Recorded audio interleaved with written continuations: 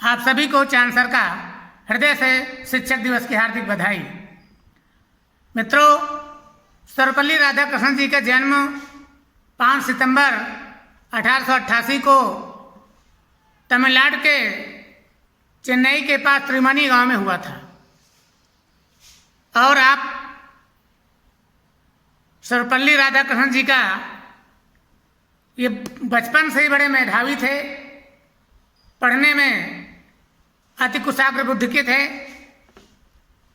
धीरे धीरे इनका बचपन का समय बीता, आगे बढ़ते गए, दर्शन शास्त्र के प्रख्यात विद्वान प्रोफेसर हुए।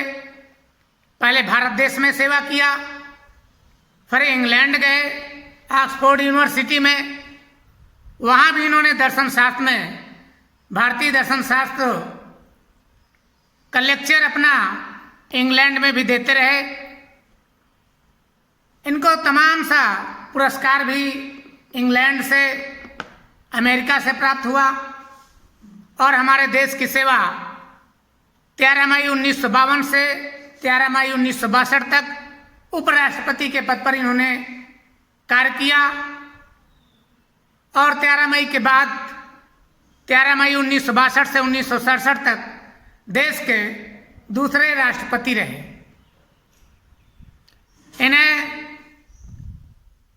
1954 में भारत रत्न से भी सम्मानित किया गया।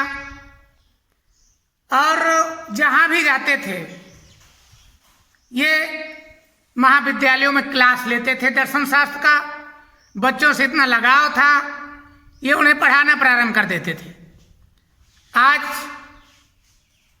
इनके जन्म दिवस के उपलक्ष्य में, इस कोरोना की संकट की घड़ी में, मैं सभी देशवासियों के विद्यार्थियों से एक बात कहना चाहूँगा। सबसे पहली बात तो ये कि आपके छोटे बड़े भाई इस समय विद्या अध्ययन के लिए भटक रहे हैं। आप सब लोग अपने छोटे बड़े भाइयों को जो जिस योग्य हो, 1 घंटे का समय लगा करके उनको अपने घरों पर पढ़ाएं। इसके बाद में देश में जो चल रही व्यवस्था है, उस पर भी चैनल के माध्यम से प्रकाश डालना चाहूंगा। इस समय शिक्षित बेरोजगार युवा दर दर की ठोकरें खा रहा है। चारों तरफ से मांग उठने लगी है कि हमें रोजगार दो, हमारी परीक्षा समय से कराई जाए। और कब तक बहानेबाजी होगी? सरकार से मैं कहना चाहता हूं कि जब हमारी सरकारों का पुनर्गठन होता है, चुनाव होता है, तो उसकी तारीखें पहले डिक्लेयर हो जाती हैं। कब चुनाव होगा, कब परिणाम आएगा और कब नई सरकार बनेगी।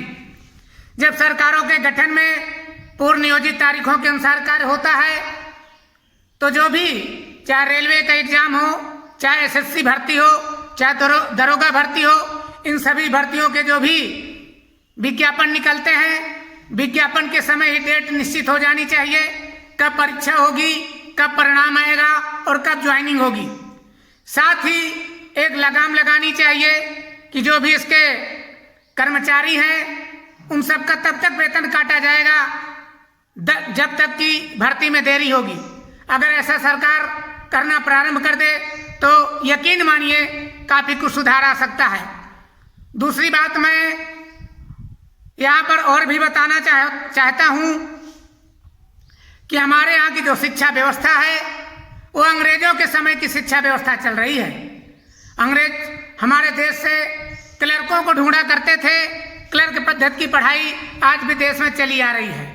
आज इस शिक्षा को बदलने की जरूरत है, क्योंकि देश की जो बढ़ती हुई जनसंख्या है, बढ़ती हुई अर्थव्यवस्था है, सरकार के बस की बात नहीं है कि सबको रोजगार दे सके। अतः मेरा सुझाव है कि आप रोजगार परक शिक्षा दें, ताकि हमारा विद्यार्थी खुद अपना रोजगार सृजन कर सके। विवेकानंद जी ने कहा था, शिक्षा ऐसी होनी चाहिए जो जीवन जीने की कला सिखला दे। क्या आप महसूस करते हैं जो वर्तमान शिक्षा चल रही है, ये हमें जीवन जीने की अच्छी कला सिखला रही है? शायद नहीं। मैं चाहता हूं कि आज जो युवा हमारा दर दर की ठोकरें खा रहा है, एक एक कंपटीशन की तैयारी करने के लिए 5-5 साल का समय लगा रहा है, वह भी व्यर्थ चला जाता है जब सरकार उस प्रतियोगी परीक्षा का फॉर्म भरवा करके लटकाए रहती है। तो आप सभी सरकार के जितने बुद्धिजीवी लोग हैं इधर ध्यान दें, हमारी शिक्षा का तरीका बदले, रोजगार परक शिक्षा दें। दूसरी बात, मैं अध्यापकों के दर्द को भी बयां करना चाहता हूं। आज प्राइवेट शिक्षक किस कदर से मायूस है यह समझने की आवश्यकता भी है। हमारे जितने भी शिक्षक वर्ग हैं, प्राइवेट शिक्षक वर्ग की मैं बात करना चाहता हूं। जब विद्यालय चलता था तो उनकी रोजी रोटी विद्यालय से ट्यूशन पढ़ा करके वो अपना गुजर बसर करते थे। 6 महीनों से देश में लॉकडाउन लगा हुआ है, अन्य लोग जैसे तैसे अपना कार्य कर रहे हैं, लेकिन स्वाभिमानी शिक्षक, प्राइवेट शिक्षक ना तो ट्यूशन में पढ़ा पा रहा है, ना ही विद्यालय ज्वाइन कर पा रहा है। नो काम नो दाम, सभी जगह से आवाजें उठ रही हैं। कहीं किसी भी अध्यापकों को वेतन नहीं मिल रहा है। कई अध्यापक हमारे दिल्ली के हो चाहे उत्तर प्रदेश के हो आत्महत्याएं कर चुके हैं। मैं सभी अध्यापक बंधुओं से करबद्ध निवेदन करना चाहता हूं कि धैर्य बनाए रखें, आत्महत्या जैसा जघन्य अपराध ना करें, क्योंकि आपके पीछे आपका परिवार भी लगा हुआ है। आप अपने परिवार की भी चिंता करें, देश की भी चिंता करें, क्योंकि आप में वो ताकत है कि देश को दिशा और दशा दोनों सुधारने की ताकत जिम्मेवारी अध्यापकों को दी जाती है। आपसे मेरा अनुरोध है कि अपने धैर्य को बनाए रखें और सरकार की जो इस समय ढकोसले भरी नीति है इसका जवाब देने में भी आप सहयोग दें।